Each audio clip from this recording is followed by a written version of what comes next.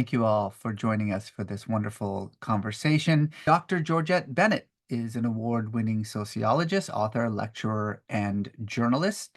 She is the founder of the Multi-Faith Alliance, an organization for which she was awarded the AARP Purpose Prize in 2020. She's also the founder of the Tannenbaum Center for Interreligious Understanding, an organization that is very dear to my own heart. And is the go-to organization for combating religious prejudice. And then, of course, she's also the co-founder of the Global Covenant of Religions.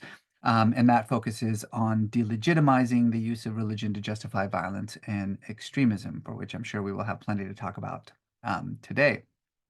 A member of the Council on Foreign Relations and past chair of the Jewish Funders Network, Dr. Bennett has served in the U.S. State Department, and she has been working on conflict mitigation and developing recommendations for the Secretary of State on countering religious-based violence.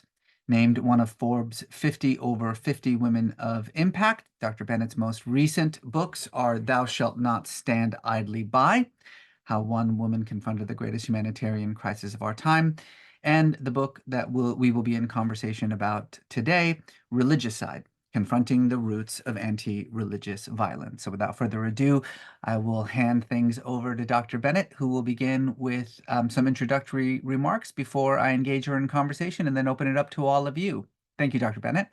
You've probably never heard the term religicide, and yet it describes the fastest growing type of violence in the world. Now, in our book, my co-author and I, Jerry White, set out to do four things: to name a pattern of violence that has gone unnamed, understand its roots, warning signs, and drivers, mobilize a response by governance, civil society, religious actors, business, and media, and finally, to explain why its perpetrators are getting away with murder in plain sight. Now, I want to open with a 16-year-old Yazidi woman. I'll call her Sipan. She was married and 2 months pregnant when she was enslaved, along with tens of thousands of other Yazidis. She was driven up Mount Sinjar and left there to starve. Now, with no food or water or shelter from the sun, they came back down only to be caught up in the nightmare genocide perpetrated by ISIS. Now, Sipan never heard from her husband again. In all likelihood, he was executed by ISIS, as were thousands of other Yazidi men. So after being kicked and beaten, she herself was thrown into the trunk of a car and spirited away to Syria. The beatings cost her the child she was carrying. Sipan was one of 7,000 Yazidi women and girls who were driven through markets and offered up for sale. Sometimes ISIS fighters would drive around with a speaker saying, "If you don't have an infidel yet, this is your chance to take one." And in the 3 years that she was enslaved, Sipan was bought 4 times. The last time was by an Iraqi fighter who took her to Mosul to serve as a slave to his family.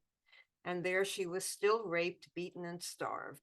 And that's where she became pregnant by her ISIS master. Now, along with the remnants of the Yazidi community, she was liberated in 2017. Yazidi religious authorities had decreed that ISIS captivity survivors were to be respected and created a purification ritual in order to reintegrate them into the community. But that didn't apply to the illicit children of ISIS fighters. Under Yazidi laws of endogamy, children must have 2 Yazidi parents in order to be accepted into the community. And with a Muslim father, Sipan's daughter could not be considered Yazidi. So in order to be accepted, she had to give up her 1.5-year-old child to a social agency. Now, after all the trauma she had endured, Sipan decided to kill herself. And that was true of many Yazidis. A friend stopped her, but 11 years after ISIS began its genocide, Sipan, along with most of the 200,000 displaced Yazidis, remained homeless and mired in trauma. Sipan may be one of the fortunate ones. In the book, I wrote of one 8-year-old girl who was sold 8 times and raped more than 100 times over a period of 14 months. Another older one decided the only way to avoid the same fate was to make herself ugly. And she did this by dousing herself with oil and setting herself on fire. She burned 80% of her body. A harsh and antiquated form of Islam was weaponized against these women to justify their enslavement by the men of ISIS. They used sexual slavery to wipe out religious identity and solidify their homogeneous caliphate. The Yazidis are an ancient Kurdish-speaking community, and ISIS justified its religicide against them, driven by a fervent belief that Yazidis were devil worshippers worthy of death. They and their food were considered unclean. ISIS fighters believed that Yazidis had to be eradicated, or else, as Muslims, they would have to answer to their own God. But the late Jonathan Sacks, the former chief rabbi of the United Kingdom, used to say, when religion turns men into murderers, God weeps. And certainly ISIS gave God plenty to weep about, as we all know. As if killing and enslaving Yazidis weren't enough, ISIS, through ecocide, displaced nearly the entire population of the Yazidi ancestral homeland in Shingal. ISIS placed landmines in fields and houses throughout the region, and even as ISIS began losing territory, its fighters eviscerated the landscape by sabotaging and poisoning wells, as well as destroying pumps and stealing cables, generators, and transformers. ISIS scorched and chopped down Yazidi orchards and slaughtered 70% of farm animals. In short, ISIS wanted to make it impossible for Yazidis to return to their ancestral lands. Enslaving young boys and youths and training them as militants did more than strengthen ISIS forces. It made Yazidi children a lethal threat to their own community. One Yazidi survivor reported that ISIS fighters asked the men to identify their religion. The men were asked if they wanted to convert, and when they refused to do so, they were executed on the spot. That's because ISIS deemed them not human and having no right to live. Now, why does Yazidi pain resonate so deeply for me, a Western Jew whose life could not be more different than the pastoral life once led by this ancient and obscure religious group? For one thing, we Jews know what it means to be enslaved, to be considered subhuman, to be demonized, to be the victims of violence with a purpose. And ISIS used some of the same techniques as the Nazis. I felt this most keenly as I wandered among the desolate barracks of the Birkenau concentration camp, part of the Auschwitz complex in Poland. This is where my grandparents literally went up in smoke, and where other relatives were imprisoned. In fact, most of my family was killed in industrialized death factories like this, or shot dead on the streets. My parents were among the few who survived these horrors, and I was born in the immediate aftermath. We fled further persecution and came to the US in 1952 as stateless refugees. But even now, 73 years later, I remain riveted by religion and the violence that religion inspires. Now, arguably, the Holocaust was the first modern religicide. The Holocaust led to the codification in law of two forms of human rights violations: crimes against humanity and genocide. An earlier law, war crimes, dates back to the 1800s. In the 1990s, Bosnia contributed ethnic cleansing to our vocabulary of horror. But here's the thing. None of these terms fully define religicide. Religicide is a highly targeted attempt to wipe out an entire religion, its adherents, its habitats and sacred spaces, its entire cultural heritage.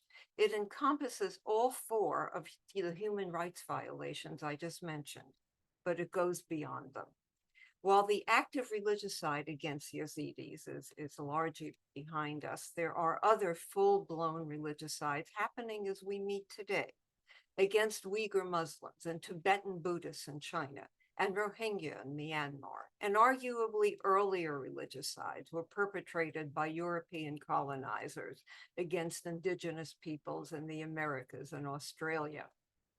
Religicide is often perpetrated on women's bodies. In China, the Communist Party is taking control of Uyghur women's bodies in myriad ways that range from forced birth control in the form of implants, involuntary sterilization, and pills, to a form of state-sponsored rape in which many are forced to give up their faith and marry Han Chinese men. Of course, they're not permitted to pass on their Muslim faith through the Han babies produced in these marriages. Those in prison have testified to being repeatedly raped and subject to genital torture and electrical prods. Outside of prison, Uyghur women's reproduction is overseen by family planning workers in villages, and there are harsh punishments for unauthorized pregnancies. And unless removed by a state-approved medical practitioner, gynecologists who take out intrauterine devices, even for medical reasons, are subject to fines and imprisonment. In Myanmar, radical Buddhist monks are perpetrating a religicide against the Muslim population. The 2018 UN report found that these men believe the high birth rate of Rohingya women is a threat to Buddhism. And to that end, the military systematically chooses reproductive age women and girls for rape, attacks, mutilation, and branding. The apparent agenda of the Buddhists is to use gender violence against Muslim women to quash their ability to spread their culture and identity through reproduction. Violence against women, whether in China, Iraq, Myanmar, Africa, Afghanistan, or the Americas, is a tragically familiar tool for those seeking religious and political dominance. But at this point, I'd like to widen the lens beyond women.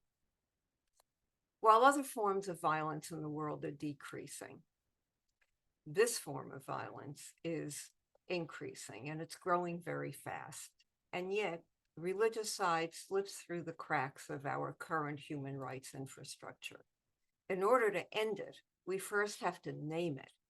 And to name religicide is to say this is real, this is happening, and it demands recognition in international law and moral conscience. But once we name it, we need to understand how it begins, with hate speech.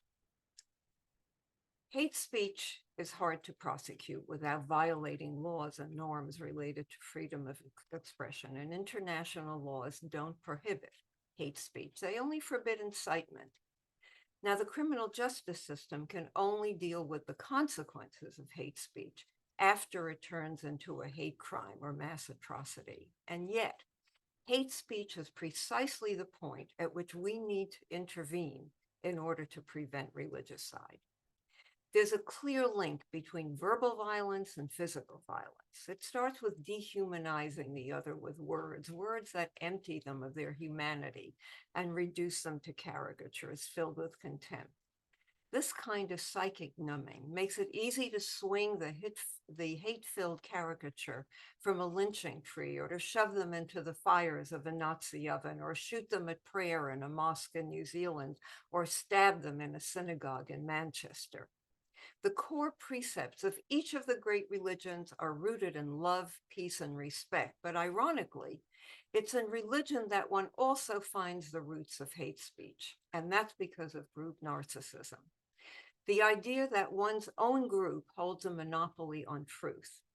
That's grounded in apocalyptic thinking that divides the world into the children of light and the children of darkness. So by virtue of being Black, foreign, Jewish, Catholic, Muslim, liberal, or LGBTQ, a person can be branded as impure and therefore fair game for bigoted scourges. Just look at the genocides in Bosnia, Rwanda, and Ethiopia. Genocides that began with leaders spewing hate speech. Now, there are hundreds of intertwined laws, resolutions, declarations, and mandates designed to protect our right to believe what we want, how we want, where we want, and with whom we want, including the 30 articles of the 1948 Universal Declaration of Human Rights. Yet almost all these rights are violated on a daily basis. That's because declarations, unlike conventions and treaties, aren't legally binding. And even though conventions and treaties are binding, they often can't be enforced. Now, aspects of religicide are covered by these acts, but let me give you a few examples of where religicide slips through the cracks. In the 1960s, the UN General Assembly debated race and religion, even though both were already supposedly covered by the Universal Declaration of Human Rights. At that time, many countries in the global South and West wanted an international framework to end anti-religious intolerance and violence. But geopolitics got in the way. Communist states had little appetite for advancing religious freedom and preferred to highlight systematic racism in the West. In 1981, the General Assembly finally ratified a watered-down resolution on eliminating intolerance based on religion or belief, but it was enacted as a declaration, so it didn't have the force of law.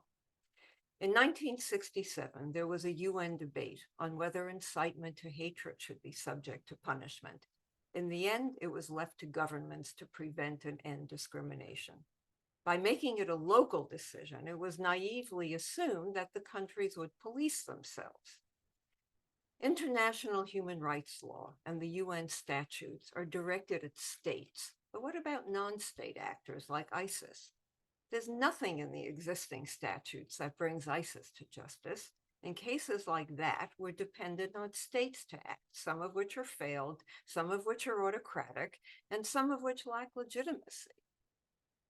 Facticide, which includes hate speech, disinformation, and incitement, is a key feature of religicide, and under Article 20 of the International Covenant on Civil and Political Rights, states are obligated to forbid any advocacy of national, racial, or religious hatred that constitutes incitement. But states aren't obligated to move against such expression. In criminalizing and prosecuting incitement to violence against religious groups, we run into more gaps in international law and find more roadblocks in bringing the perpetrators to justice. Human rights law specifies the legal duties of states, but the International Criminal Court tries persons, not states or organizations or groups. According to the Nuremberg principles, following orders doesn't absolve an individual of responsibility for human rights crime. But there are two exceptions. First, the perpetrator was under legal obligation to obey. Second, the perpetrator didn't know the order was unlawful. Well, what's the definition of a legal obligation? What's the definition of unlawful? Can official government policy be unlawful? The actions of the Nazis were completely legal under German law, as are the actions of the Chinese Communist Party under China's laws. The ICC can try only persons whose crimes were at the time committed under the jurisdiction of the court, and those crimes are limited to genocide, crimes against humanity, war crimes, and aggression. Today's religicides don't fit neatly into any one of these categories, though they include elements of all of them. Now, I mentioned earlier that destruction of cultural heritage is a feature of religicide. There's actually a Hague Convention that covers that in the event of armed conflict, but there's a catch. Cultural property must be registered and marked with a specific emblem for protection. That's great for large cultural landmarks recognized as World Heritage Sites, but it ignores sacred lands, rivers, and mountains, such as the Yazidi home in Shingal. And what about smaller sites, cemeteries, and articles of religious custom and practice that may reside inside homes for ritual use? What about scriptures and sacred books? And as with the Nazis, what if the state charged with protecting those cultural artifacts is the very force that wants to loot, burn, or trash them? As the Bodlei's own Richard Ovenden so powerfully states in his opus, Burning the Books, the attacks on libraries and archives were a cultural assault in its broadest sense. It was not merely the religion of the Jews that the Nazi machine sought to eradicate, but all aspects of Jewish existence, from living beings to the gravestones of their ancestors. And how do you protect or prosecute when the culprit is a non-state actor trying to wipe out the religion to which those artifacts are connected? What if there's no armed conflict involved, as with the Chinese Uyghurs? But perhaps the biggest obstacle to ending religicide is the UN Security Council. Each permanent member has the right to veto any action brought before the council, and all actions must be unanimously approved. But when two of the greatest human rights violators in the world, Russia and China, are sitting on that council, then how can you expect that they are actually going to do anything about the charges that are brought before them? Now, given all of the gaps and obstacles in international bodies and laws, we need to turn to civil society, business, grassroots leaders, and religious leaders to step in. Where a religicide pits one religion against another, faith leaders have a special responsibility to counter the toxic religious texts that are used to justify violence. They can provide sanctuary in houses of worship and use their convening power to organize coalitions. And when religious leaders enter into a global covenant to oppose religicide, they bring their collective moral authority to bear. 84% of the world's population still identifies with a religion. And given that high birth rates are on their side, we can't rule out the importance of religious leaders. 20th century interstate diplomatic tools are failing to stop intrastate atrocities in the 21st century. The current international system is centered on protecting nation-state sovereignty at the expense of human rights. And humanitarian and human rights laws favor the protection of individual rights over collective or group rights. These don't adequately address collective rights, and we need a renewed focus on our shared human responsibilities to protect all people, regardless of their beliefs. And who better to bear this responsibility than people of faith? Now, religious actors bring a number of assets to the table. Number one, they have moral authority. Number two, they have vast constituencies. Number three, they have convening power. Number four, they can provide safe spaces. Number five, religious actors tend to be there before a religicide begins. And they are also there long after the UN peacekeepers leave. So they've got a great deal of credibility on the ground. So it's very important that they band together, that they mobilize their congregations, that they mobilize the vast communication networks that they have to do counter messaging when hate speech begins. Very important for all of us to use social media to do that, to amplify, and also to amplify the stories of victims and survivors, and to make sure that those who've been dehumanized are rehumanized. Religion is not always the source of conflict. It can also be part of the solution to conflict. And that's what our Peacemakers in Action Network demonstrates in all of the violent conflict zones in which they operate. All of them are religiously motivated, and they are using that motivation for purposes of transforming and resolving conflict and doing peace building.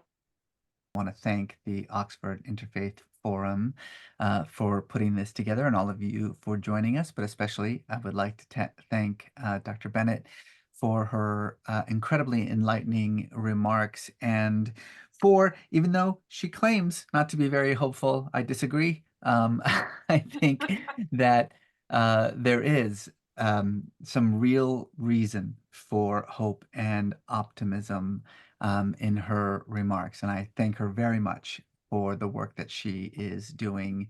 And I thank you all for joining us for this event.